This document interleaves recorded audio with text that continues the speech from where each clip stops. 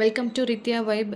வீட்டில் பீக்கங்காய் இருக்கா அப்படின்னா ரொம்ப சிம்பிளாக ஹெல்த்தியான இந்த பீக்கங்காய் கடையில் கண்டிப்பாக நீங்களும் ட்ரை பண்ணுங்கள்.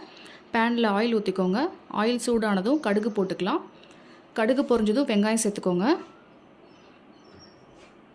வெங்காயம் நல்லா வதங்கினதுக்கப்புறம் ஒரு 2 மீடியம் சைஸ் தக்காளி சேர்த்து நல்லா வதக்கி விட்டுக்கோங்க. தக்காளி நல்லா வதங்கிருச்சு. இப்போ ஒரு பெரிய சைஸ் பீக்கங்காவை தோல் சீவி சின்ன சின்ன ஸ்லைஸாக கட் பண்ணி வச்சுருக்கேன், அதை சேர்த்துக்கலாம். இந்த வெங்காயம் தக்காளி கூட நல்லா கிளறி விட்டுக்கோங்க. இப்படி கிளறி விட்டுட்டு இருக்கும் போதே பார்த்திங்கன்னா பீக்கங்காய் கால்வாசி வெந்துடும். இப்போ இது கூட மசாலாலாம் சேர்த்துக்கலாம்.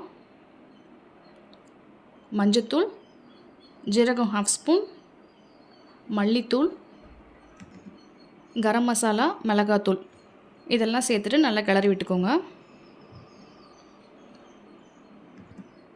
வேகிறதுக்காக தண்ணி ஊற்றி மூடி வச்சுக்கலாம்.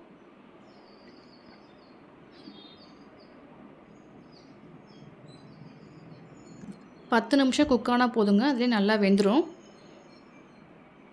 நல்லா வெந்ததுக்கப்புறம் மத்து இல்லைனா இந்த மாதிரி எதாவது கரண்டி வச்சு நல்லா மசிஞ்சு விட்டுக்கோங்க.